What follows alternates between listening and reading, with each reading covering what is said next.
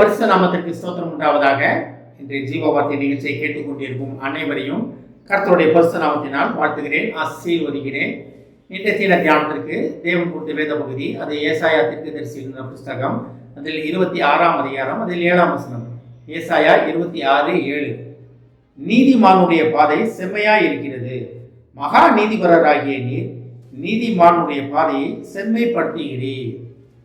இன்றைய தினம் இதை கேட்டுக்கொண்டிருக்கும் தேவ பிள்ளைகளே, கர்த்தரே நம்முடைய பாதைகளை செம்மைப்படுத்துகிறவர்.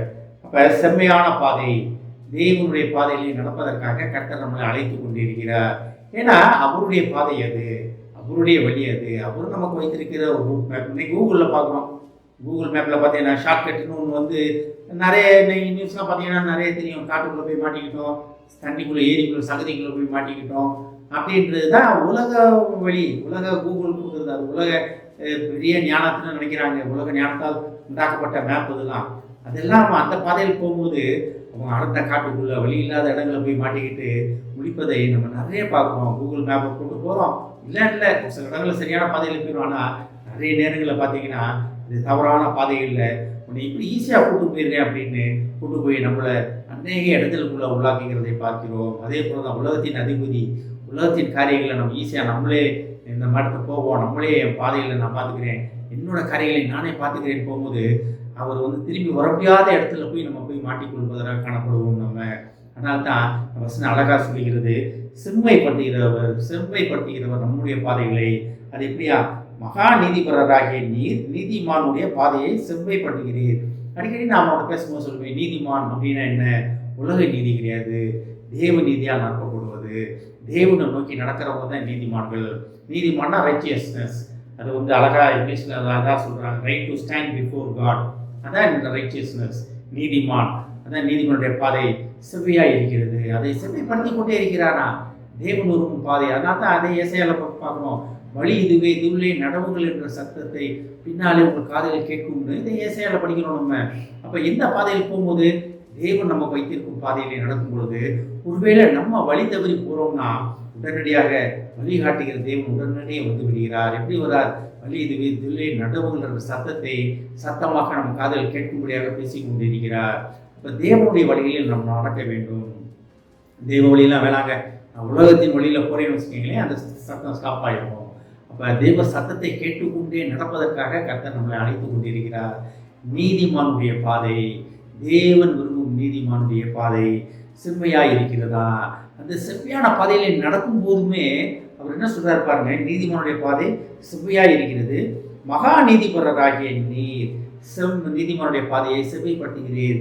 அப்ப தேவ நீதியில் நடக்கும் பொழுதுமே மகா நீதிபரர் ஆகுது. அப்ப நம்ம நீதிமான் கிடையாது, தேவன் தான் நீதிமான். அவரை நோக்கி நடந்து கொண்டு இருக்கும் பொழுது ஒரு சின்ன தடங்கள், ஒரு சின்ன தடுமாற்றங்கள், ஒரு சின்ன சிதறல்கள் வந்தாலுமே அதை உடனே சரிப்படுத்துகிற தேவன். இதை கேட்டுக்கொண்டு தேவ பிள்ளைகளே, குடும்பத்தில் 1000 பிரச்சனை இருக்கலாம், போராட்டங்கள் இருக்கலாம், உங்களை வழி தப்பி போக செய்யலாம். கூட இருக்கிற நண்பர்கள், கணவன் மனைவிக்குள்ள இருக்கிறதே வழி தப்பி போக செய்யலாம். அப்பா அம்மாவோட நடவடிக்கைகள் வழி தப்பி போக சொல்லலாம்.